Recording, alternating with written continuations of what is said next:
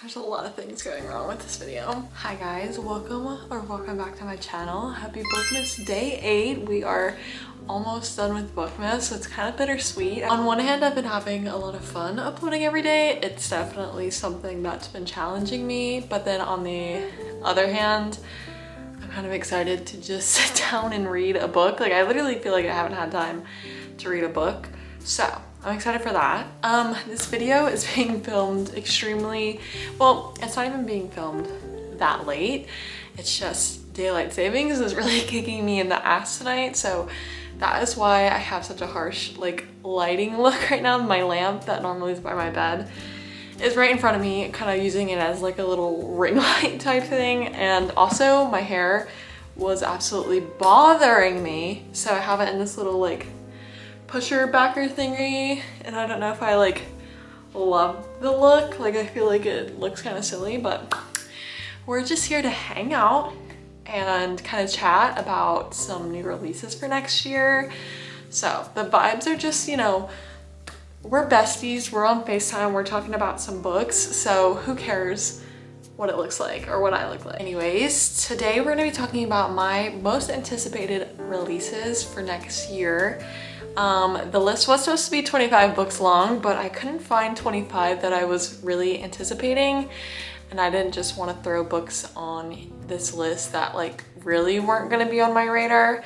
So I have 17 books here today, which is fine, but I thought I would just sit down and kind of chat with you guys about books that I'm looking forward to next year.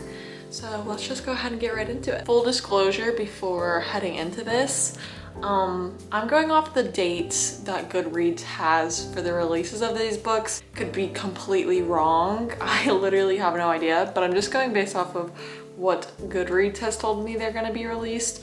So they are gonna be in order, but if they're wrong, don't sue me. First on the list, I have Onyx Storm by Rebecca Yarros. This comes out January 21st, which is a couple of days before my birthday. So I definitely need to go ahead and read Iron Flame. I actually never got around to reading it. I have it, I just haven't read it yet. I know it's on Kindle now, so maybe that will push me to read it since it's literally thick. Like, she's a chunky girl. So maybe since it's on Kindle, I'll get around to it, but I do still want to read Onyx Storm and I'm very excited for it. I know everyone is. Like, Fourth Wing has really blown up, so I'm very, very excited. Next, I have The Crash by Frida McFadden. This one comes out January 28th, and I feel like I always say that I am done reading Frida McFadden, but I recently read Never Lie earlier this year and I actually enjoyed it. For me, Frida McFadden's books are kind of hit or miss. Like, The Housemaid was good, but then as I kept reading The Housemaid, like, I think it's a trilogy, I just was like, okay, like, this girl has a lot of books and is putting out books very quickly, but like, is that really working for her? Because some of them are falling flat, you know what I mean? But I do want to give this one a try. I'm pretty sure it's about this pregnant lady who gets stuck in a snowstorm and then is like offered shelter from these like randos.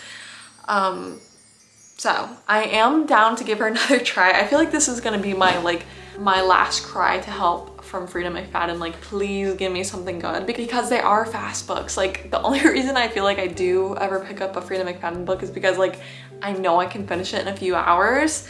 So they're very good 24-hour readathon books. But this one I feel like is gonna be like the decider if I'm gonna keep reading Frida McFadden books from here on out. So it has a lot of shoes to fill, I feel like. Next, I have my only February release that I'm excited for, and that is Deep End by Ali Hazelwood. This comes out the 4th. Wait, no, I have 2 books. Okay, anyways. I'm pretty sure in this book, Ali Hazelwood is actually kind of veering away from like the STEM romance. This one is actually like a swimming sports romance. So I'm super excited for that. I love Ali Hazelwood's books.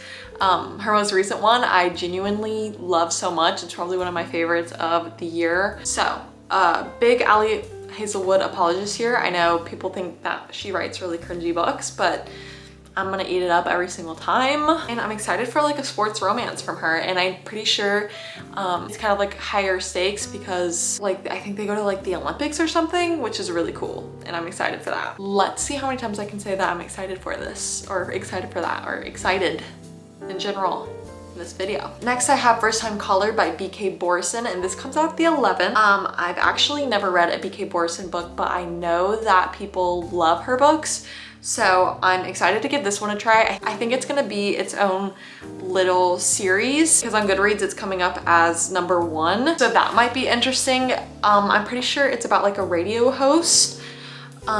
So that's always a cool and interesting plot line. It's also releasing right before Valentine's Day, and it's giving very Valentine's Day-esque vibes. So maybe like a 24-hour readathon for Valentine's Day, that might be pretty fun. Next, I have the month of April, which is going to be a huge month for me. On April 1st, we have 2 releases that I'm very excited for. First, we have Say You'll Remember Me by Abby Jimenez. Abby Jimenez is probably my favorite author ever. I'm not sure if this is a part of the Part of Your World series. I think we just saw this character in the 3rd book of that series, but I do think it's like its own little thing because Goodreads is not listing it as part of that series. But I could be wrong. I really don't know. All I know is that the male main character in this is a veterinarian, and I love animals so much. One thing about Abby Jimenez is that she's always gonna write a dog into her books. He's like Greek god-like too, so like, you know what I mean? I'm genuinely so excited for this. That day, literally do not text me, do not talk to me. Like, I'm going to be boarding up that door, locking myself in my room, and reading this within a day because I just need it. Like, I need it so bad. I'm so excited. And then on the same day, we're getting a new Jessa Hastings release, and this is called The Conditions of Will. This is completely its own thing. It is not a Magnolia Parks book. It's not a Daisy Hates book. It's not a Never book. Thank God. I hated Never. Like, I don't even want to look at Never. I DNF'd it, and it will kindly be staying there. Like, I'm never picking it up again. But this one sounds super, super interesting, and obviously the cover, like, I'm gonna judge a book by a cover, and the cover is giving. Literally all of Jessa Hastings' covers give. I actually never got around to reading the newest Magnolia Parks books. I have it, and I started it, but I kind of just like put it down and kind of forgot about it. But I'm excited to get some more of Jessa Hastings' writing. The way she writes is just insane. Like, she has such a poetic brain.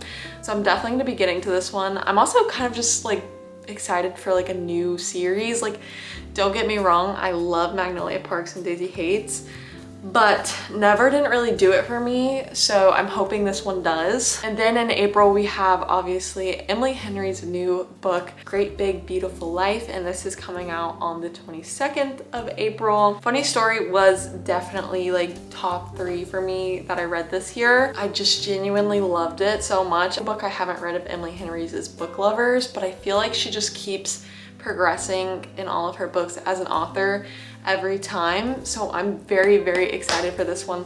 I feel like if I thought Happy Place was good and then read Funny Story and it was even better than Happy Place, I'm thinking that this one might be even better than Funny Story. Like, also the description sounds really cool. It sounds very different than anything she's ever done. It talks about a woman named Margaret who's like pretending to be Margaret, but like invites these 2 authors to come and write a story about her. So that's what like I'm getting from the description. I could be completely wrong, so don't come for me. Again, on this day, please don't talk to me, please don't look at me. I'm going to be reading Emily Henry, and I need complete silence. So next, going into May, we have a new Catherine Sinner book called The Love Haters.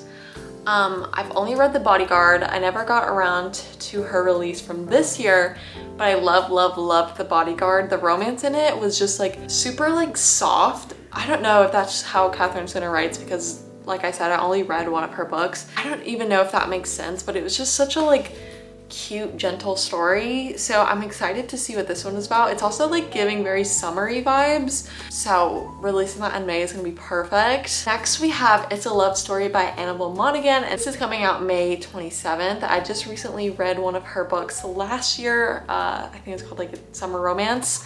And I liked it. I thought it was cute. It was very deep, so I'm excited to see where this one goes. It also references Taylor Swift in the title. I don't know if that's like a thing, but I'm gonna make it a thing because I love Taylor Swift. So next we have a pretty big one that I'm very excited for, and that is a new Taylor Jenkins Reid book called Atmosphere. This is coming out June 3rd, and I feel like I literally was just thinking about Taylor Jenkins Reid. I was like, where has she been? Like, I genuinely the other day was like, what is the last thing that she has released and like how long has it been? I guess she like took a little hiatus, maybe to write this, who knows? But I'm very, very excited for this one. I'm normally very like half and half with Taylor Jenkins Reid. I didn't really love The Seven Husbands, but I love Daisy Jones and the Six. So I'm excited about this one because it's also like a astronaut like romance. Hey, that's cool. One thing about Taylor Jenkins Reid is that she's gonna write a very like different story. So next I have Sounds Like Love by Ashley Poston, and this comes out June 17th. I'm actually currently reading a novel love story by her, and 7 Year Slip was my book club's pick for last month, and it was kind of middle of the road for me, but that isn't to say that I won't be reading this one. I'm actually excited for this one because it's about like musicians, which I think is cool. I guess Ashley Poston's thing is like magical realism, which from 7 Year Slip, I'm not sure that I'm the biggest fan of it, but I am liking a novel love story right now, so who knows? Maybe it's just like pick and choose for me. I'm still going to read this one because I want to feel the vibes that y'all are feeling from her books. So I'm just gonna read it, and if I don't like it, that's okay, but I'm still very excited for it. The premise sounds super cool, so why not? You know what I mean? Like, why not? Next, I have Don't Let Him In by Lisa Jewell. This is coming out June 24th, and I listened to None of This Is True earlier this year, and I really enjoyed it. The vibes of the thriller was very different than any other thriller I've ever read, so I'm gonna give her another shot. The way this one sounds is really cool too. Immediately after finishing the book description, I was like what? Like, what does that even mean? So I feel like that is a good start. So if you know me, I am very, very picky with my thrillers, but I loved None of This Is True. I don't know if it's just because of the audiobook and the way it was set up like a documentary podcast thing.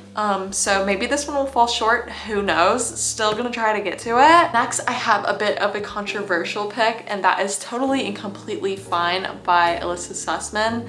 This comes out July 5th, and we actually see a character from, I think her first book, Gabe in the first book's brother is in this one. So I'm kind of also hoping to see a little bit more of Gabe and his relationship in this book, like just little sneak peeks, because I do really like Gabe. This one is also an actor like romance, like the guy is an actor and the girl is, you know, not famous, which is, I really do like that trope. I know some people don't, but the one of us is famous trope is definitely for me.